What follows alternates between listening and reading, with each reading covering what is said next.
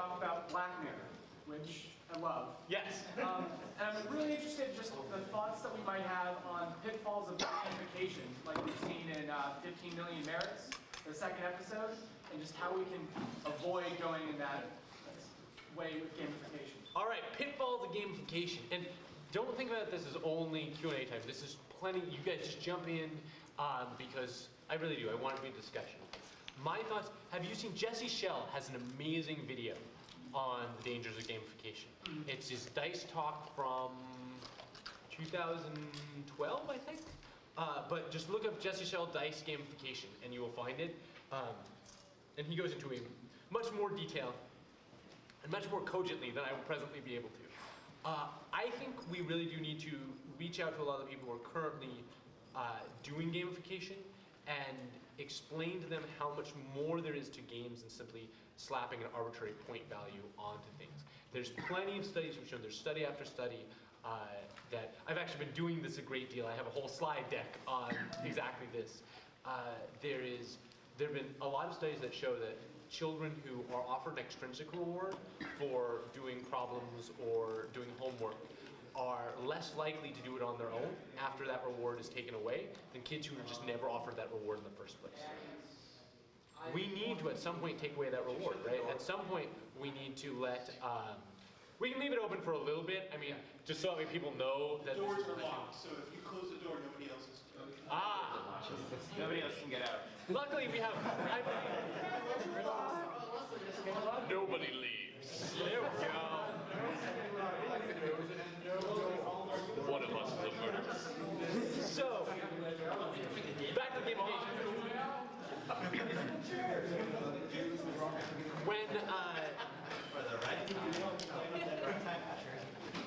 When dealing with these gamification questions, we have to demonstrate also, there's a lot of clear demonstrations, right? The one I always bring up is Weight Watchers has attached points to losing weight for going on 50 years now. And it had some effect.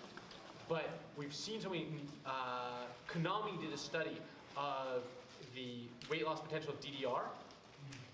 There are so many people who will lose more weight on DDR than on Weight Watchers program because eventually no amount of points is going to get you on that back on a treadmill that you don't want to be on. But if you just want to go play DDR, you're not going to mind that you're sweating and exhausted on this. You're playing DDR, right? And so what we really need to do to avoid gamification systems is show that gamifying doesn't mean building extrinsic rewards, but rather using all the engagement systems and all the ways we've learned from making games to make things that aren't inherently engaging, if that makes sense. How does the Counting Kingdom fall into that example? Does that actually sort of lean towards what you're sort of expecting gamification to go? Or, well, it's much better than a lot of things, right? Like if you look at Counting Kingdom versus Khan Academy, just in terms of gamification, right?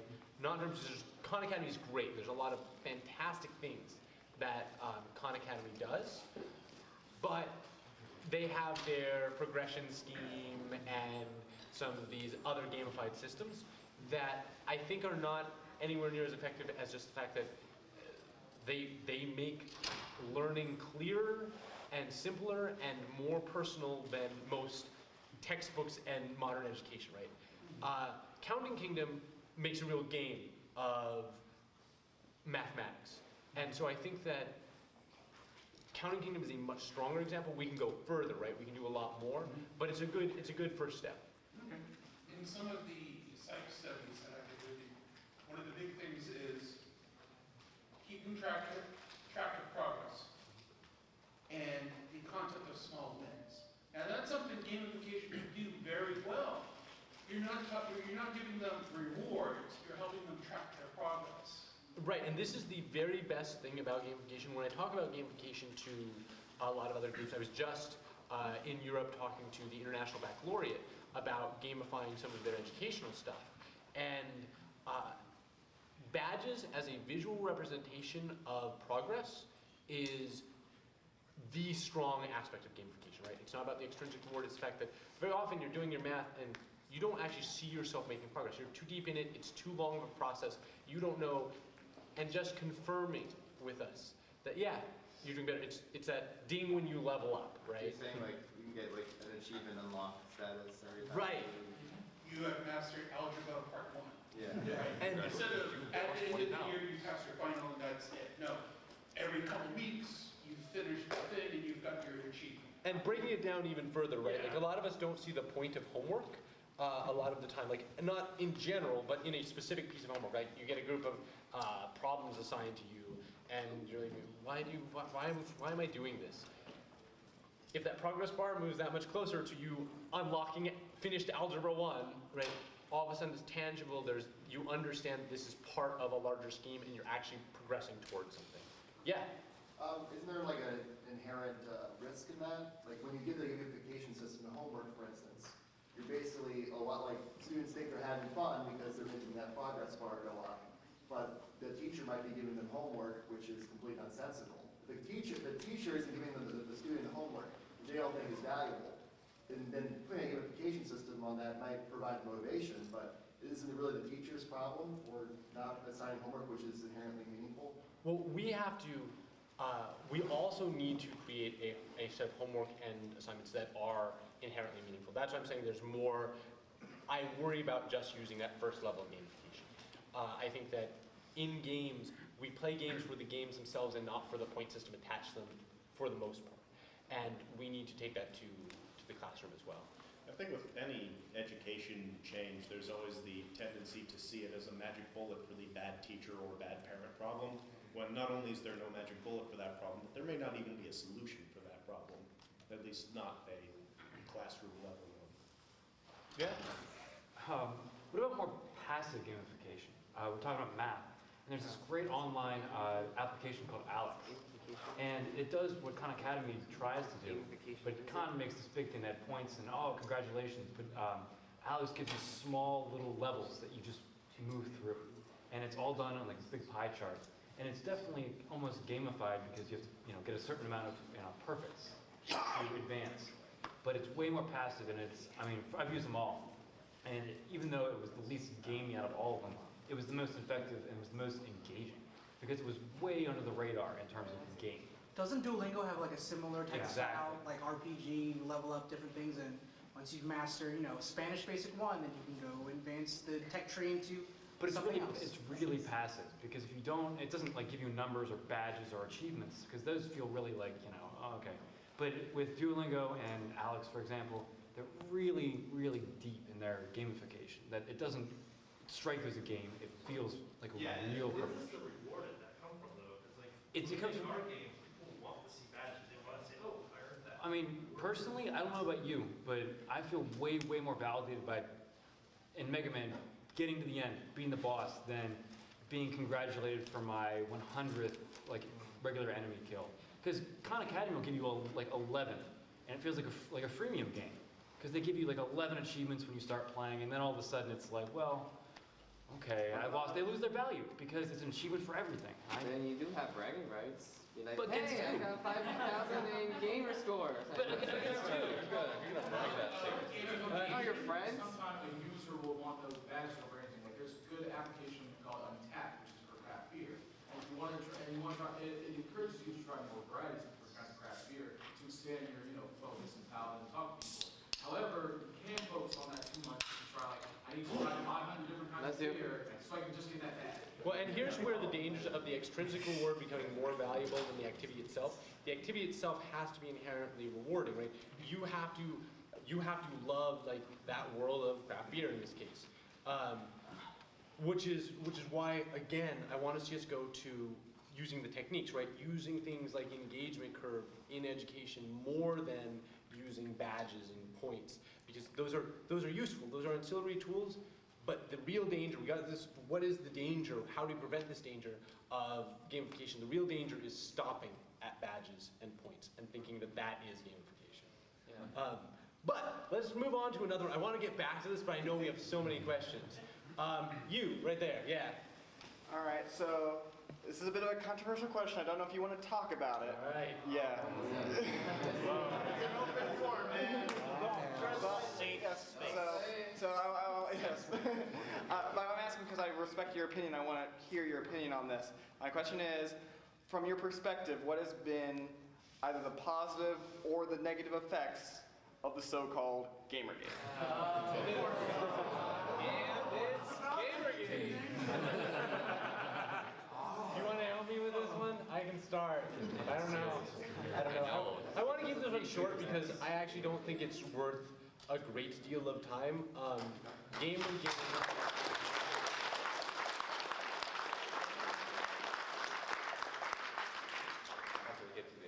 So that is pretty funny. So here's a quick thing.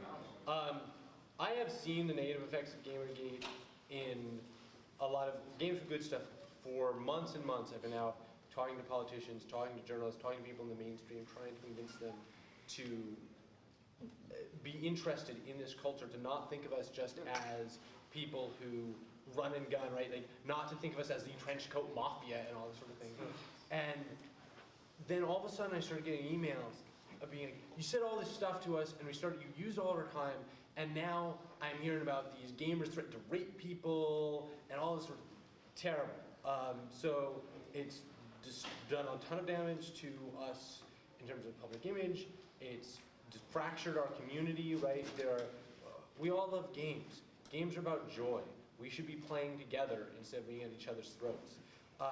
And I really do. I mean, I fundamentally think that I did a lot of research on the Gamergate stuff, and I waded through all that, and I went point by point, and a lot of the stuff is like horrible misinformation on the Gamergate stuff that's clearly being manipulated by people who have a vested interest in it, right? Like, who are the leaders of the Gamergate movement, right? It's Alex Macress from The Escapist, who I'm legally obligated not to talk about, so that should say something. It's Total Biscuit, who, on some sense, I love, but right here's a guy who's calling out for journalism ethics, who takes huge amounts of money to endorse games, right? Like, if any of you guys haven't, look up an article on Gamma Sutra by the guys who made Guns of Icarus, talking about how they paid him $20,000 to endorse their game, right? I mean, that to me is way worse ethics, right? You want to talk about ethics in journalism, get the money out of it, right? This is the real problem. And so, like, point after point, it just, like, all falls apart, but it's all manipulated by people who either want something or want to deflect from some of the stuff that they're doing. So, I mean, I don't think it's worth our time. I think it's done damage to our community. I think it's done damage to the reputation of the community. I think it is the last dying screams of people who are losing their power. I've said this before, but right, the KKK was at its height after World War II. The biggest it ever got was in the middle of desegregation. And I think it's a lot of people who thought, for years, saw the internet as their own territory that they could rule by shouting the loudest. And we're finally starting to civilize the internet. We've seen it on YouTube and Reddit. I mean, and even 4chan, right, started to moderate and become a community, a society. And this is not a censorship issue. This is not, you want to talk about free speech? You have more free speech because we have laws, right? Most of us would have some strong dude beating the shit out of us and telling us we can't say anything against him in a place where we had no laws. And we're starting to add laws to the internet. We're starting to add rules to the internet. And it's going to make a place where more voices get heard. And this is the last screams of a group that's losing their power. So, I want to move on from Gamergate. I think that's. Do you have anything you want to say about Gamergate? Nope. Good.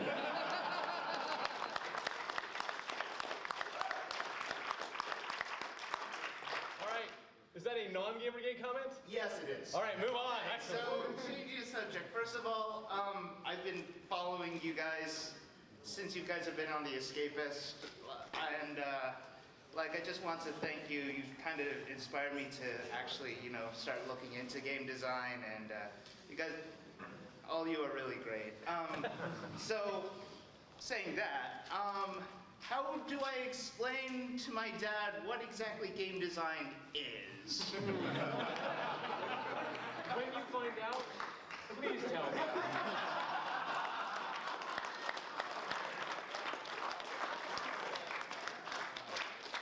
I'll tell a quick story. When I was making Stanley, I mean, there was years of me sitting in front of my laptop just that was it. I was just behind that thing. And I kind of specifically didn't want to I think even if I had tried to explain to them what was going on, it wouldn't have, they wouldn't have gotten it. And even when the thing was finished and they were able to play it, they wouldn't necessarily have the reference points to understand what was going on. But when they saw a comment on the internet from someone who said, I played this thing and it made me think about myself in a way that I haven't before, they read that and then they got it. And I don't mean to hold that up as that's the answer, that's what you need to do, but there is a kind of social confirmation element where once you get that it's bigger than yourself, that there's a something that I'm in service of something greater, I think that's an access point for a lot of parents who want their kids to be a part of something greater. So the exact moment that it becomes art that someone sees I think it depends though too, because a lot of us, especially the older you are or where your parents are from, it depends. My dad was born and raised on a farm in Ireland. He did not know video games are surpassed Pong till I started playing video games 10 years ago. As we get farther and further, I think it's going to be a lot easier explaining video games to people and what it is, but it's still baby steps. Yeah. And gaming's becoming everywhere. I mean, Yeah. there are moms and grandmas that play games on their phone, and it's going to become easier and easier to just have that conversation because you're going to say, oh, I want to make games, and they're going to go, oh, like this, and you're going, I'm not quite like that, but yeah. So the hardest part is specifically describing game design, right? Because my mother plays plenty of Candy Crush, and she totally understands games. They all so you make games, but when they try and describe it, they understand art, they understand programming. When you I craft the experience. It's not fully exactly what they get. I think you really got to get across the element, the part where the humans are interacting with the thing, because that was the big point for me with comics, because what blew my eyes about design was reading Understanding Comics. And, Yes. Scott McCloud talks about he doesn't talk about here's how you make a comic. He has a book for that. This book's all about here's how you, the person reading even this comic itself, are that's where design comes into play, because the design says this is how you're interacting with this, and this is how we're going to try and clearly communicate that to you. And I went through the same thing with learning about typeface and being oh, typeface isn't just a nice typeface and a pretty typeface. It has something to do with how easy it is to read, how easy it is to replicate. I looked on a paper that point when someone has to actually interact with that, not necessarily the aesthetics or the utility of it, which I guess for games they're still seen a lot as just kind of a commodity, just something that you buy and you have and you own. It's a distraction. It's just a thing, and I think we all understand that it's about interacting, the people interacting with it, because that's why we're all in this room right now. But people who don't interact with games, they don't see that because they haven't had that interaction or ever had to explicitly be forced to think about that, which is what I think the Stanley Parable is great at doing. It challenges the player to say, interact with this game not as a product, but actually as a game for once, and it's incredible. And I think that's why that's I don't know, that's the kind of game I maybe would show to my parents to say maybe do think about because the game's gonna almost kind of tell you outright how this game is working. I have actually done that. My brother-in-law doesn't play games at all, and we showed him the Stanley Parable. He loved it. You made a game. I think another important transition would be to understand an adaptation, say a book from a movie, because a book has a writer and an editor. But if you think of a movie, you have a director, actors, the screenwriter, a cinematographer, an editor, a sound editor, musician, someone who makes the composition. It's a much bigger aspect because you're not just covering reading, you're covering visual and audio. So there's so much more to understand and try to develop to say, oh, well, what made that scene work? Well, it's because of all these other things. And that also can apply to games somewhat, because it's well, why does this feel so right? Because the way it's laid out. It's really interesting. I'm actually not sure I could give a really solid definition of what a director does, right? I can give the broad strokes, but as we get more and more into crafting just experiences, the further we go down that hole, the harder it is to encapsulate. But I wanted to touch on one thing. If you guys haven't read Understanding Comics is amazing, and it is not only about comics, right? It will teach you how to think about a medium. And so you should definitely, if you get a chance and you're into that sort of thing, check it out.